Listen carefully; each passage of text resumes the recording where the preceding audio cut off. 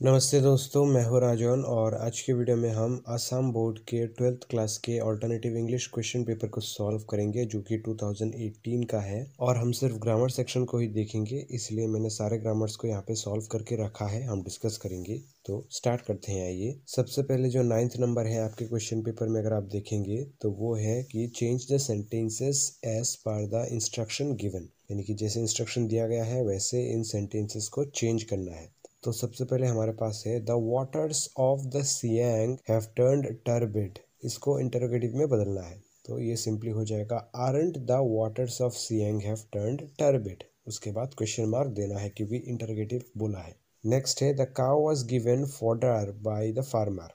तो फॉडर यानी कि गाय को जो खाने के लिए दिया जाता है वो चीज़, तो इसको एक्टिव में करेंगे तो ये होगा the farmer give the cow fodder, यानी कि गाय को किसान के द्वारा फॉडर दिया गया था। और इसको एक्टिव में करेंगे तो ये होगा कि किसान ने गाय को फॉडर दिया था। ऑल चिल्ड्रन लव आइसक्रीम, तो इसको अगर पैसिव में करेंगे तो ये होगा ice cream is loved by all children, बहुत इजी है। आरंट डॉग फेथफुल एनिमल्स, इसको करेंगे असर्टिव में तो ये होगा dogs are faithful animals.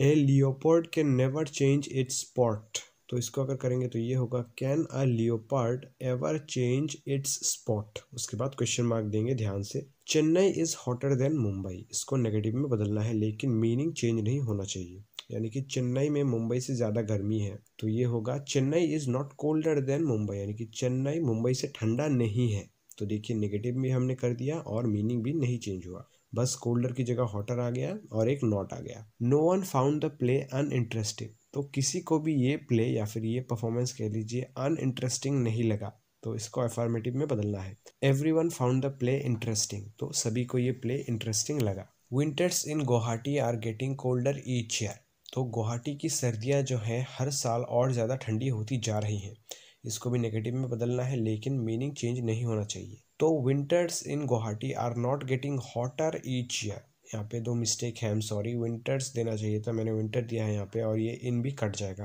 I am sorry यार। तो इसका मतलब होगा कि गुवाहाटी का जो सर्दी है वो हर साल गर्म नहीं हो रहा है। तो देखिए हमने मीनिंग चेंज नहीं किया है और नेगेटिव भी हो गया है। 10th नंबर है हमारे पास, देखिए टेक क्वेश्चंस। तो ये है आर यू लर्निंग म्यूजिक, ये हो जाएगा आरंट यू, क्योंकि आर यहाँ पे बी बार दिया है तो इसी का यूज करेंगे। तो और क्वेश्चन मार्क ध्यान से दीजिएगा। They have been to Mumbai, तो यहाँ पे हैव है तो इसलिए लगेगा हैवंट दे। उसके बाद question mark. He can act very well, ये हो जाएगा कांट ही, बहुत ही ईजी है। She is an expert roller blader, तो ये हो जाएगा isn't she.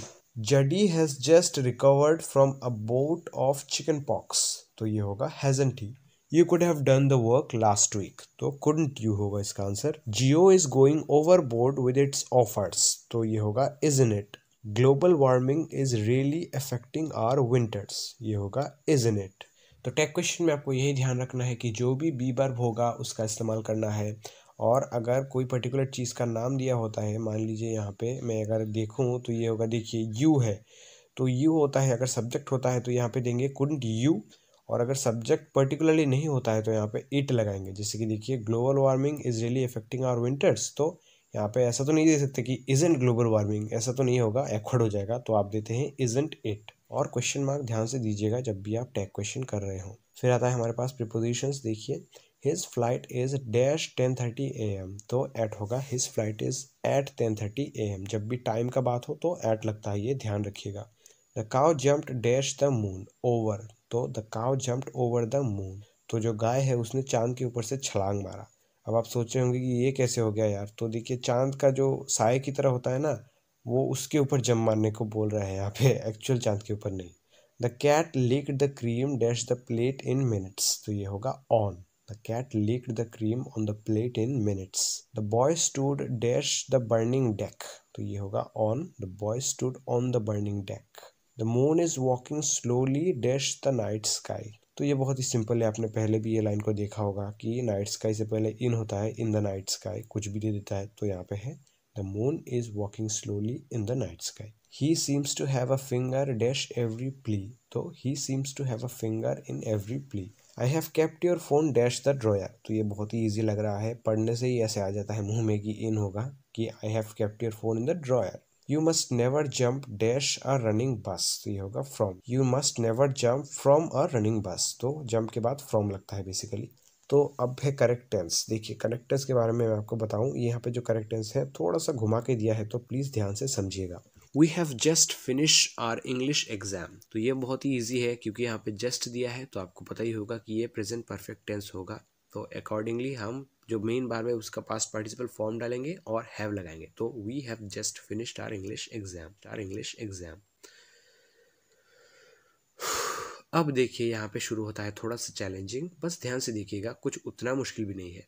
All of the next month our teachers will be busy correct our scripts. तो देखिए यहाँ पे क्या होता है, आपको टेंस देखने से पहले, जो मैं हमेशा कहता हूँ कि सबसे पहले इसका मतलब देखने का ट्राई करना है। तो देखिए अगर आप टेंस को भूल जाएं और किसी नॉर्मल लाइन के बारे में सोचें कि अगर ये कैसा होगा लिखने में, तो ऐसा ही होगा कि all of the next month our teachers will be busy correcting our scripts. तो देखिए बिजी के बाद मैंने करेक्टिंग लगा दिया है, इसको आईएनजी डाल दिया है, कोई भी बी वर्ब नहीं यूज़ किया है।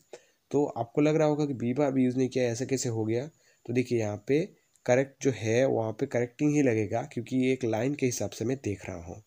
टेंस के बारे में बाद में आएंगे, बी वर्ब कौन सा लगेगा ये बाद में आएंगे। सबसे पहले जो रूल है हमारा वो है मतलब समझना, तो इसलिए मैं बताता हूँ कि पहले मतलब समझिए।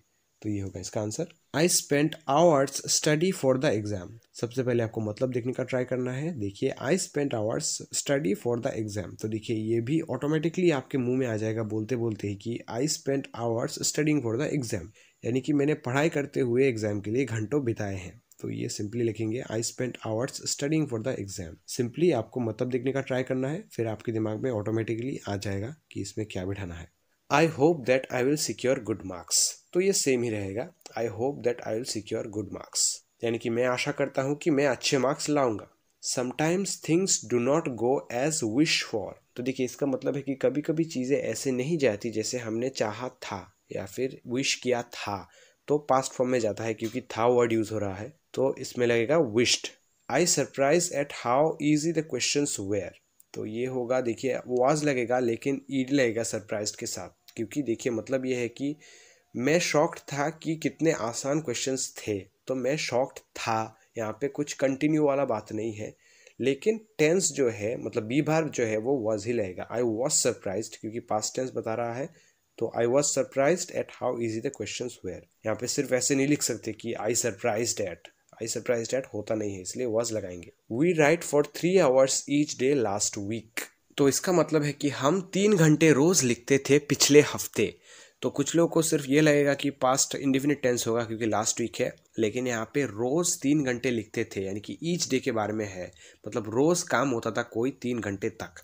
तो ये होगा पास्ट परफेक्ट कंटिन्यूअस टेंस। तो we had been writing for 3 hours each day last week. I hope I shall fare as well as I hope for. तो ये होगा I hope I shall fare as well as I am hoping for. तो ये खत्म होता है आपका correct tense भी। तो मैंने जैसे कि पहले ही बताया था कि करेक्ट टेंस थोड़ा सा घुमा के है, लेकिन अगर आपको डाउट है तो आप रिपीट करके देख सकते हैं सिर्फ करेक्ट टेंस, या फिर मुझे कमेंट सेक्शन में पूछ सकते हैं कोई भी अगर ज़्यादा डाउट है। और अगर आपको दूसरे किसी ग्रामर से रिलेटेड कोई भी कन्फ्यूजन है तो मुझे पूछ सकते हैं। कोई letter writing, notice writing, report writing या फिर किसी पर्टिकुलर चैप्टर के नोट्स चाहिए तो भी मुझे बताइए, ताकि मैं इनकी पर वीडियोज़ बनाऊँ। तो मिलते हैं दूसरी वीडियो में, तब तक के लिए टेक केयर।